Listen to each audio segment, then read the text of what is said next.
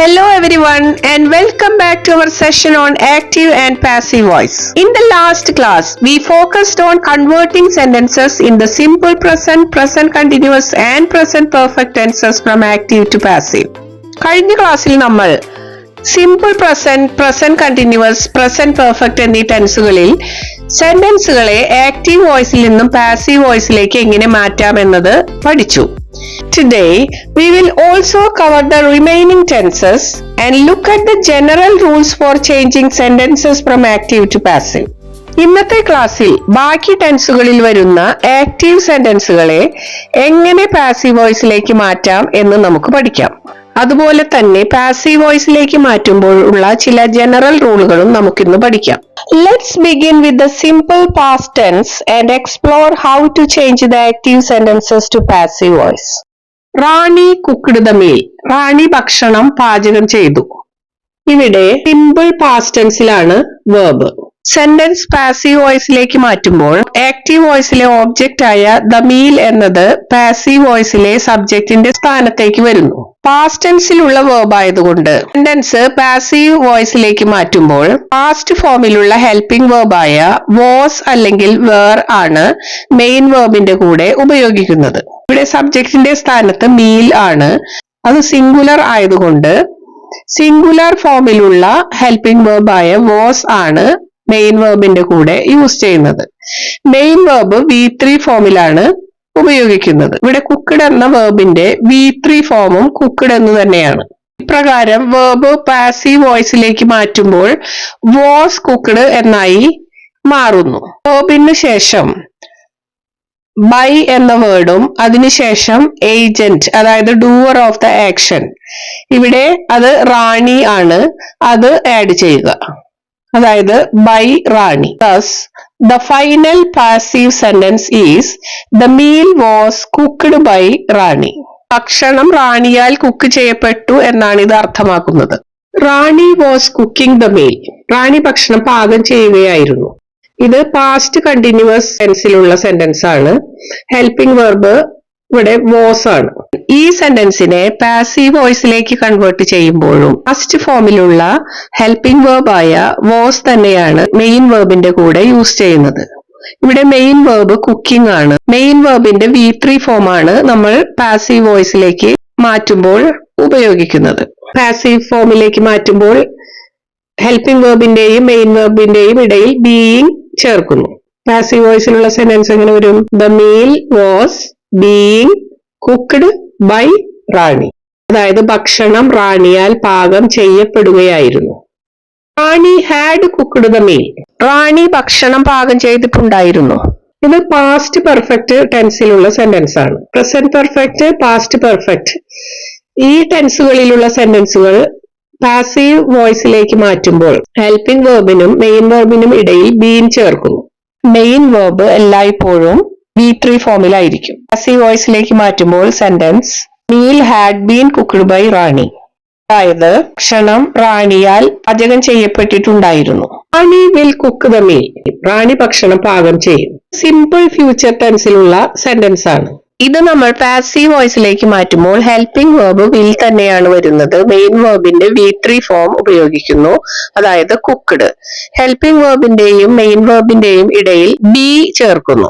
ഈ എന്ന് ചേർക്കുന്നത് ഫ്യൂച്ചറിനെ കാണിക്കാനാണ്. പാസീവ് വോയിസിലേക്ക് മാറ്റുമ്പോൾ sentence the meal will be cooked by Rani. ഭക്ഷണം റാണിയാൽ പാചകം ചെയ്യപ്പെടും. Rani will have cooked the meal. Rani ഭക്ഷണം പാകം ചെയ്തിട്ടുണ്ടായിരിക്കും. ഇത് ഫ്യൂച്ചർ പെർഫെക്റ്റ് ടെൻസിലുള്ള സെന്റൻസ് ആണ്. ഇതെങ്ങനെയാണ് പാസീവ് വോയിസിലേക്ക് മാറ്റുക? ഇവിടെ ഹാവ് എന്നുള്ള ഹെൽപ്പിംഗ് വെർബിന്റെയും പിന്നെ മെയിൻ വെർബിന്റെയും ഇടയിൽ നമ്മൾ ബീൻ എന്ന് ചേർക്കുന്നു. അപ്പോൾ പാസീവ് ഫോമിലുള്ള sentence the meal will have been cooked by Rani. അതായത് ഭക്ഷണം റാണിയാൽ പാകം ചെയ്യപ്പെട്ടിട്ടുണ്ടായിരിക്കും. Now, let's take a look at the key rules for changing active voice to passive voice. നമുക്ക് പാസീവ് വോയിസുമായി ബന്ധപ്പെട്ട ചില പൊതുവായ നിയമങ്ങൾ നോക്കാം. Only sentences with an object can be converted into the passive voice. as the object in the active sentence becomes the subject in the passive sentence. അതായത് active വോയിസിലുള്ള ഒരു വാചകം passive വോയിസിലേക്ക് മാറ്റണമെങ്കിൽ അതിലൊരു ഓബ്ജക്റ്റ് ഉണ്ടായിരിക്കണം. കാരണം ആ ഓബ്ജക്റ്റ് ആണ് പാസീവ് വോയിസിൽ സബ്ജക്റ്റ് ആകുന്നത്. John reads a book. John ഒരു പുസ്തകം വായിക്കുന്നു. ഇവിടെ ഏതാണ് subject? John. Object a book. ഈ സെന്റൻസ് പാസീവ് വോയിസിൽ എങ്ങനെയാണെന്ന് നോക്കാം. A book is read by John. ഒരു പുസ്തകം ജോണിനാൽ വായിക്കപ്പെടുന്നു. പാസീവ് വോയിസിലെ സബ്ജക്റ്റിന്റെ സ്ഥാനത്ത് വന്നിരിക്കുന്നത് ആക്റ്റീവ് വോയിസിലെ ഓബ്ജക്റ്റ് ആയ എ ബുക്ക് ആണ്. Look at the sentence John reads.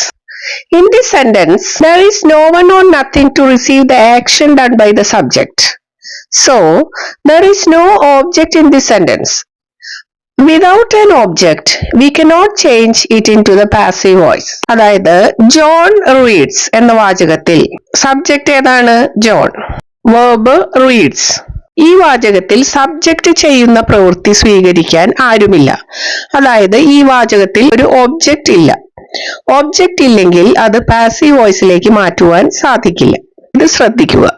If there is an object in the sentence, the verb in that sentence is called a transitive verb.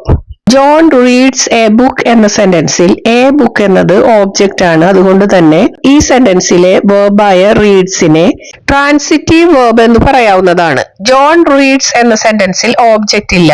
അതുകൊണ്ട് തന്നെ ജോൺ റീഡ്സ് എന്ന സെന്റൻസിൽ റീഡ്സ് എന്ന വെർബിനെ intransitive verb എന്നാണ് പറയുന്നത്.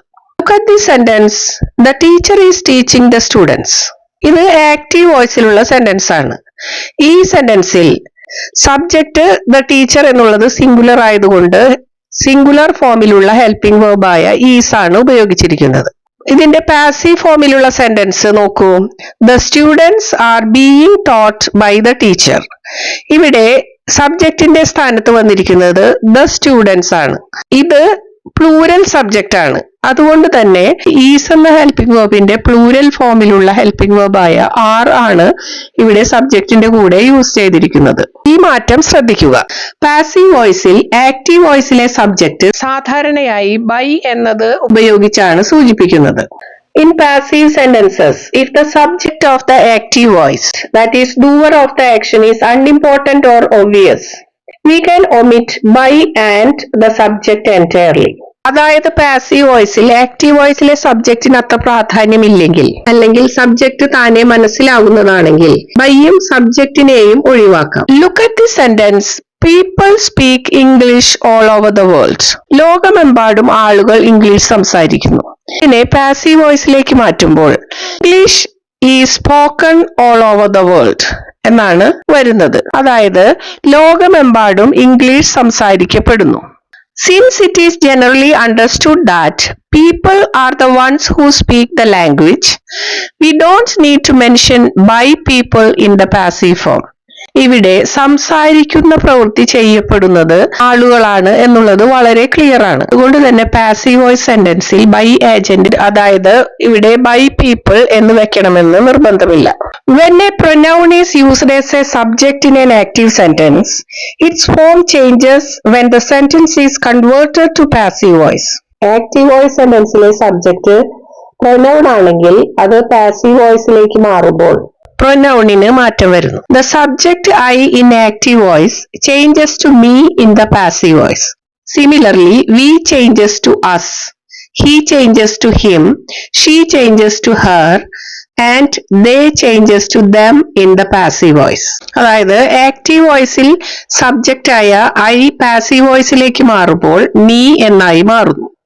അതുപോലെ V us ആയും he him ആയും she hair ആയും ദേ ദം ആയും പാസീവ് വോയിസിൽ മാറുന്നു. When the subject is you in the active voice, the pronoun does not change in the passive voice. Active വോയിസിൽ സബ്ജക്റ്റ് പ്രൊനൗൺ യു ആണെങ്കിൽ പാസീവ് വോയിസിൽ പ്രൊനൗണിന് മാറ്റം വരുന്നില്ല. Example, you completed the work. Active വോയിസിലുള്ള ഈ സെന്റൻസ് പാസീവ് വോയിസിലേക്ക് മാറുമ്പോൾ the work was completed by you. ഇവിടെ പാസീവ് വോയിസിലേക്ക് മാറ്റിയപ്പോൾ പ്രൊനൗൺ യുവിന് മാറ്റം വരുന്നില്ല. Similarly, when the subject is it, the pronoun remains the same in the passive voice. Active വോയിസിൽ സബ്ജക്റ്റ് പ്രൊനൗൺ ഇറ്റ് ആണെങ്കിലും പാസീവ് വോയിസിലേക്ക് മാറുമ്പോൾ മാറ്റം വരുന്നില്ല. In English, when we change an active sentence to passive voice, the verb form changes based on the tense. ഇംഗ്ലീഷിൽ active വോയിസിൽ നിന്ന് passive വോയിസിലേക്ക് മാറ്റുമ്പോൾ ടെൻസിനനുസരിച്ചാണ് വെർബിന് മാറ്റം വരുന്നത്. In the simple present tense, the main verb comes in two forms. Simple present tenseൽ രണ്ട് തരത്തിലാണ് main verb use ചെയ്യുന്നത്. Plural subject വരുമ്പോൾ വെർബിന്റെ ബേസ് ഫോം ആണ് ഉപയോഗിക്കുന്നത്. സിംഗുലർ സബ്ജക്ട് വരുമ്പോൾ വെർബിന്റെ കൂടെ എസ് അല്ലെങ്കിൽ ഇഎസ് ചേർക്കുന്നു. രണ്ടു തരത്തിലായാലും പാസീവ് വോയിസിലേക്ക് മാറ്റുമ്പോൾ മെയിൻ വെർബ് V3 ഫോമിലാണ് വരുന്നത്. സെന്റൻസ് ഏത് ടെൻസിലായാലും പാസീവ് വോയിസിലേക്ക് മാറ്റുമ്പോൾ മെയിൻ വെർബ് V3 ഫോമിലായിരിക്കും. ഇത് ശ്രദ്ധിക്കുക. അതുപോലെ പാസീവ് വോയിസിലെ സബ്ജക്ട് പ്ലൂരൽ ആണെങ്കിൽ പ്ലൂരൽ ഫോമിലുള്ള ഹെൽപ്പിംഗ് വെർബും സിംഗുലർ ആണെങ്കിൽ സിംഗുലർ ഫോമിലുള്ള ഹെൽപ്പിംഗ് വെർബുമാണ് മെയിൻ വെർബിന്റെ കൂടെ ഉപയോഗിക്കുന്നത്. Look at this example. Simple present ടെൻസിലുള്ള ആക്റ്റീവ് വോയിസ് സെന്റൻസിൽ ഈറ്റ് അല്ലെങ്കിൽ ഈറ്റ്സ് എന്നതാണ് മെയിൻ വെർബ് എങ്കിൽ പാസീവ് വോയിസിലേക്ക് മാറ്റുമ്പോൾ ആം, ഈസ് ഓർ ആർ അതിനുശേഷം V3 form of the verb അതായത് ഈറ്റൺ എന്ന് ചേർക്കുന്നു. പ്രസന്റ് കണ്ടിന്യൂസ് ടെൻസിൽ ആക്റ്റീവ് വോയിസിലെ സെന്റൻസിൽ am, is or are eating എന്നാണ് വരുന്നതെങ്കിൽ അത് പാസീവ് വോയിസിലേക്ക് മാറുമ്പോൾ am, is or are being eaten എന്നായി മാറുന്നു. പ്രസന്റ് പെർഫെക്റ്റ് ടെൻസിൽ ഹാസ് ഓർ ഹാവ് ഈറ്റൺ എന്നാണ് വെർബ് എങ്കിൽ അത് പാസീവ് വോയിസിലോട്ട് മാറുമ്പോൾ has or have been eaten എന്നായി മാറുന്നു. സിമ്പിൾ പാസ്റ്റ് ടെൻസിൽ എയ്റ്റ് എന്നതാണ് വെർബ് എങ്കിൽ പാസീവ് വോയിസിലോട്ട് മാറുമ്പോൾ വാസ് ഓർ വെർ ഈറ്റൺ എന്നായി മാറുന്നു.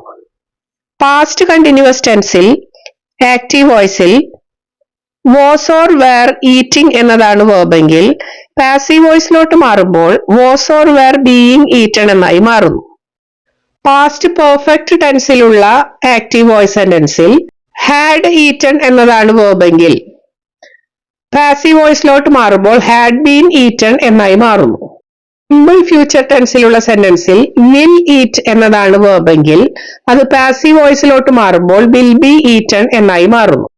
ഫ്യൂച്ചർ പെർഫെക്റ്റ് ടെൻസിൽ ആക്റ്റീവ് വോയിസിലുള്ള സെന്റൻസിൽ വിൽ ഹാവ് ഈറ്റൺ എന്നതാണ് വെർബ് എങ്കിൽ പാസീവ് വോയിസിലോട്ട് മാറുമ്പോൾ വിൽ ഹാവ് ബീൻ ഈറ്റൺ എന്നായി മാറുന്നു. ടെൻസിലുള്ള ഈ മാറ്റങ്ങൾ ശ്രദ്ധിക്കുക. I hope the explanations are clear to you. Active voice സംബന്ധിച്ച വിവിധ കാര്യങ്ങൾ, അതിന്റെ ഘടന, ഉപയോഗം, കൂടാതെ വാചകങ്ങൾ പാസീവ് വോയിസിലേക്ക് മാറ്റുന്നതിനെ കുറിച്ചും നമ്മൾ പഠിച്ചു. We have explored the various aspects of active voice, including its structure, usage, and how to transform sentences into passive voice. Understanding active voice is essential for effective communication in English. I encourage you to practice using active voice in your writing and speaking to enhance your language skills. That's all for today's class. Thank you for your participation. Have a great day.